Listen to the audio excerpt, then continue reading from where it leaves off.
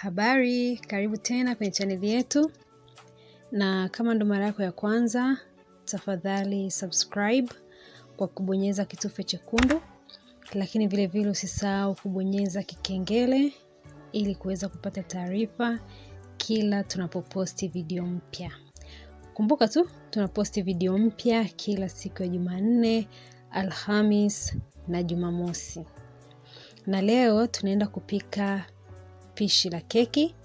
Ni keki ya chocolate ambao tunatumia maji katika kuchanganya katika kupikia, lakini vile vile tunatumia mkaa. Kwa hiyo tunapika keki ya chocolate kwa kuchanganya kwa kutumia maji kwa jiko la mkaa.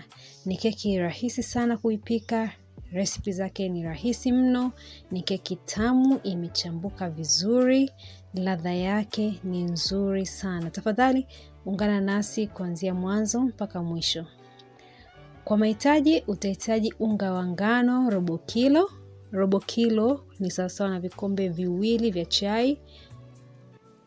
Vile vile utahitaji baking powder. Baking powder ni utahitaji vijiko viwili vya chai. Utavitia vyote katika chekecheke lako, kisha utaanza kuchekecha. Na utachekecha kuhakikisha unaondoa uchafu lakini unaruhusu hewa kuingia. Utaongeza chumvi nusu kijiko cha chai, kisha utavichanganya. Kwa hiyo utachanganya mchanganyiko wako uhakikishe kimechanganyika vizuri. Kisha utaongeza maziwa ya unga gramu 60. Lakini vile vile utahitaji cocoa, hii ni cocoa powder, utahitaji gramu 40. Na utahitaji sukari ya unga, sukari iliyosagwa ya unga gramu 200. Utavichanganya kwa pamoja mpaka uhakikishe mchanganyiko wako umechanganyika vizuri kabisa. Kama umekwisha kusubscribe, tafadhali usisahau kubonyeza kikengele ili kupata taarifa kila tunapoposti video mpya. Na kwenye sukari, kama huna sukari ya unga, unaweza kuchukua sukari yako ya kawaida tu dukani, ukaiweka katika grinder, kisha ukaigrind mpaka ikalainika kabisa.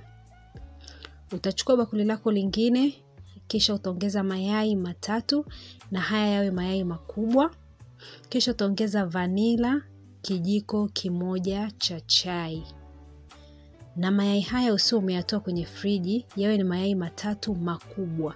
Usiwe umeyatoa kwenye friji, hayatakiwi mayai ya baridi, yawe ni mayai yaliokuwa umeyaweka tu katika sehemu ya joto la kawaida.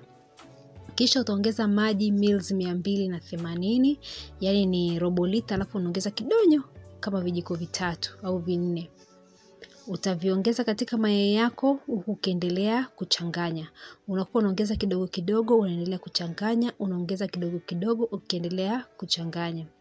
Kisha utaongeza mafuta ya kupikia mils 60, sawa na robo ya kikombe cha robo lita. Utachanganya uhakikishe mafuta yako pamoja na maji na mayai yamechanganyikana vizuri kabisa. Ubora wa keki inatakiwa vitu vyako vichanganyikane vizuri kabisa. Kisha utaongeza ule unga wako ambao ulikuwa umeuchanganya na kokoa, na hapo utaongeza kidogo kidogo huku ukiendelea kuchanganya mpaka uhakikishe umechanganyika vizuri kabisa. Tafadhali usiwe na haraka, jitahidi kuchanganya kwa kiwango kidogo. Uchanganye mpaka uonekane umechanganyika vizuri, kisha unamalizia kile kilichokuwa kimebaki.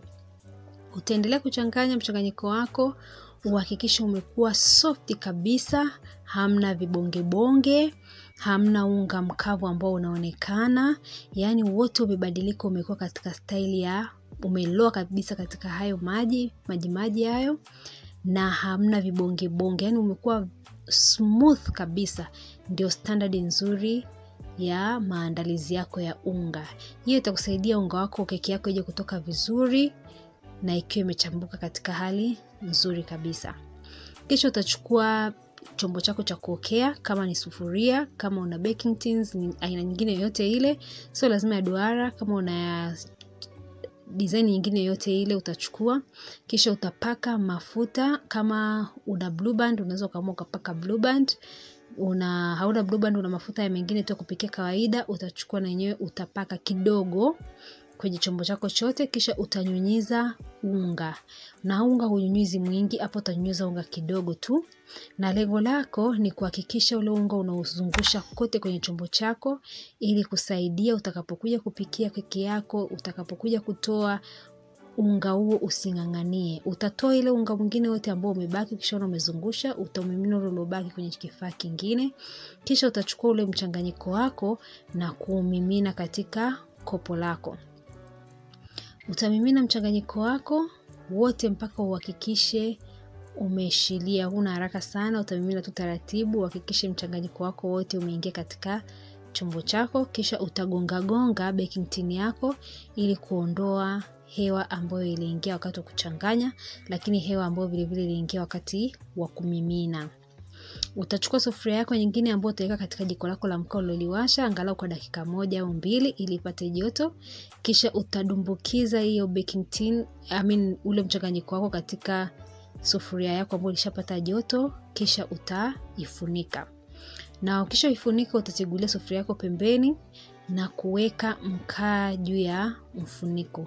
Nasisitiza mkaa ambao utakuja kuweka juu ya mfuniko hakikisha unakuwa ni mkaa mwingi kuliko ule unaobaki chini kwenye jiko.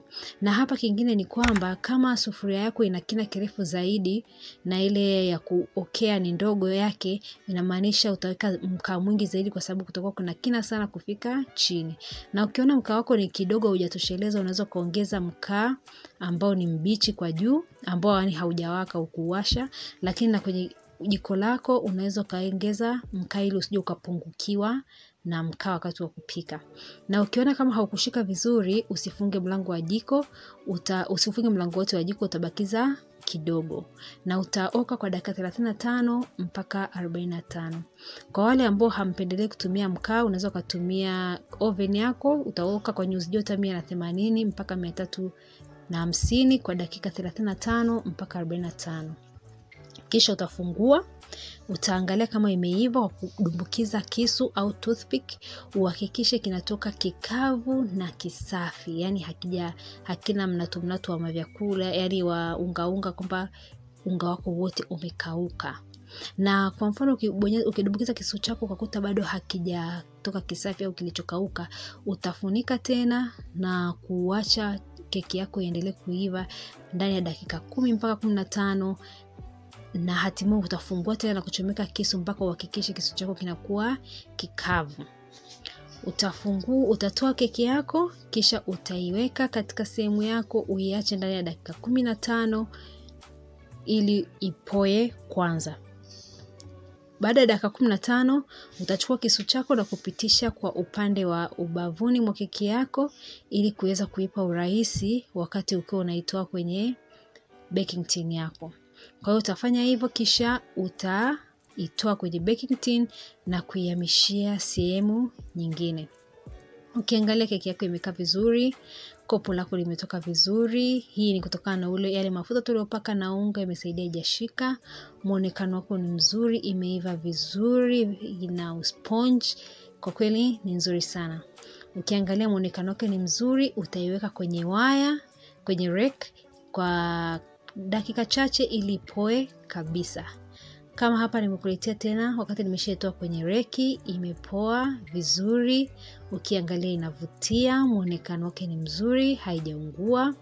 Utachukua kisu chako kisha utaikata kuiangalia jinsi ndani ilivyo. Tafadhali usiache ku like video hii na video zetu nyingine, lakini usisahau kutembelea kwenye page yetu ili kuweza kuangalia video zetu nyingine ambazo tukikisha kuposti. Vile vile usisahau kusubscribe, ni muhimu sana jamani, inatusaidia sana kwa channel yetu kukua na zaidi ya yote inatutia moyo. Vile vile usisahau ku like, kushare na kucomment, ina boost sana kwa video zetu kukua, kwa channel yetu kukua. Ukiangalia keki yako imeiva vizuri, imechambuka vizuri, unaweza kaiona inavutia. Kwa kweli ni pishi rahisi sana, haihitaji vitu vingi sana. Ni aina nyingine ya keki ambayo unatumia maji.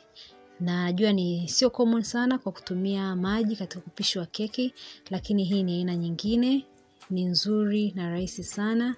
Ina ladha nzuri, ina muonekano mzuri, uchambukaji wake ni mzuri, haina nafasi ndani, imechambuka vizuri sana.